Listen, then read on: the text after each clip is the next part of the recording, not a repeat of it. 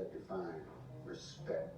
Welcome to the first episode of the original OGs.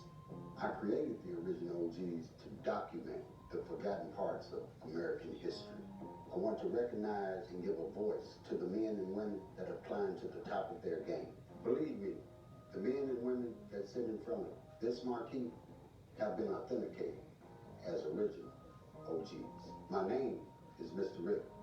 Welcome to my world, a world of the originals, the unique. Welcome to the original OGs.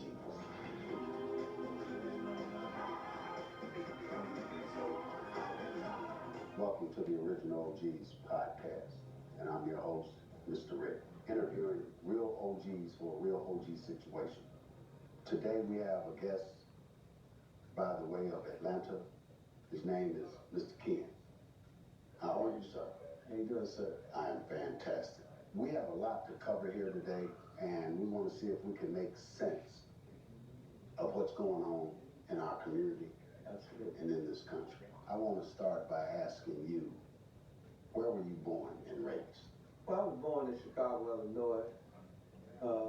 Initially, I was raised in the Robert Taylor Projects, 4759 South Federal.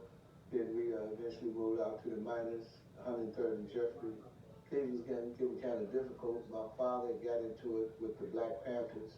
They had beat him extremely bad, and my mother said it was time to go. So we ended up going to Milwaukee. That's where I pretty much learned a lot of the things that I know in life.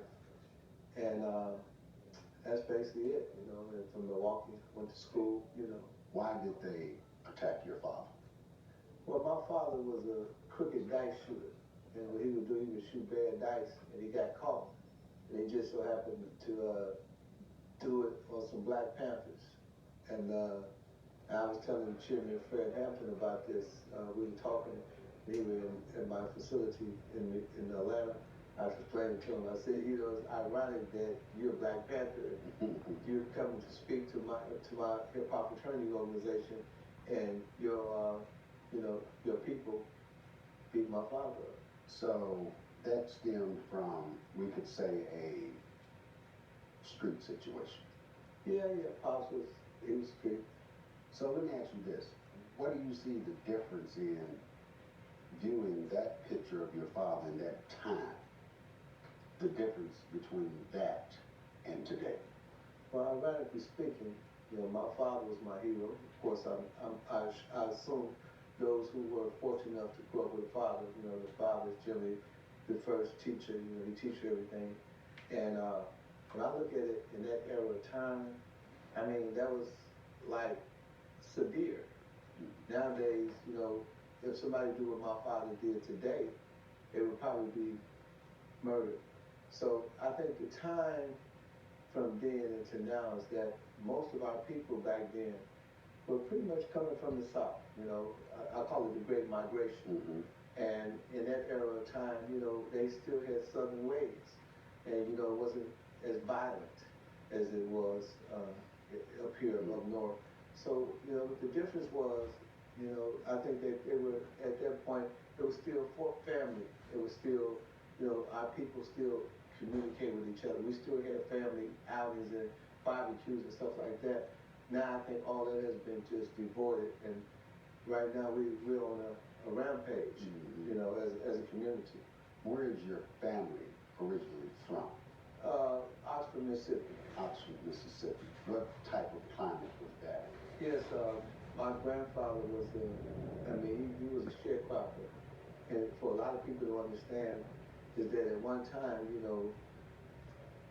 after slavery, they had what you call like different contracts with the ex-slave masters. To rent the land. No, it was pretty much like a contract, instead of you just leaving the plantation, you would have to work.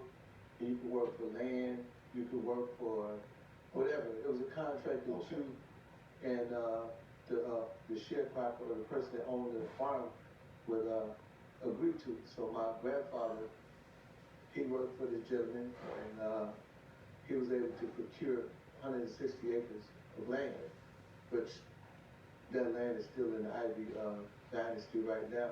So my grandfather was a very strict man. He was very abusive toward my father. He would beat him profusely for him and the 18 kids my grandmama had. Wow. So they grew up in a big family, and I was fortunate enough, being from Chicago, to go down there every summer. And they had pigs and chickens, and it was a real farm. We had horses.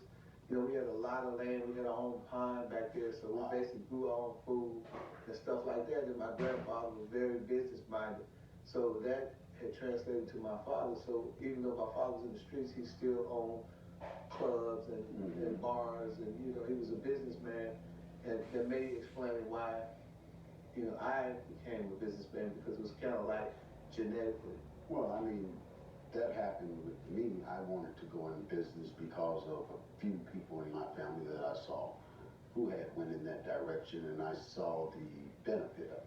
Absolutely. So, what caused your grandparents or your parents to move north? Well, one of my uncles had, Uncle Earl came up here. He got a job at General Motors. And another one of my uncles my uncle David went to Milwaukee and got a job at A.L. Smith, which is like a factory type job. And so the word spread throughout the South that, the opportunity was up north. So all of them migrated up north to get jobs. But I don't know if you know much about the South, but in the South, a lot of the guys, the con men and the hustler would go through there and they would hustle.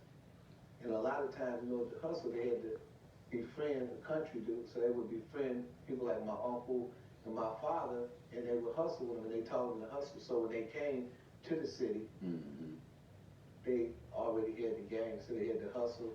So that along with a job opportunity and the hustle, they would come up here and they would hustle these guys, because a lot of people think that people in Chicago or the city people were city slickers, but they were actually, in so many cases, country dumb. And so a lot of country people come up here and swim with the city guys, ironically speaking. So, that's what my father now did. It was an opportunity to hustle the city slickers and play the country boy role, and they was able to get up on them and play them a little slicker, a little faster. So that was one of the primary things that they did. And then, my mother, she worked in the factories, and then a lot of my cousins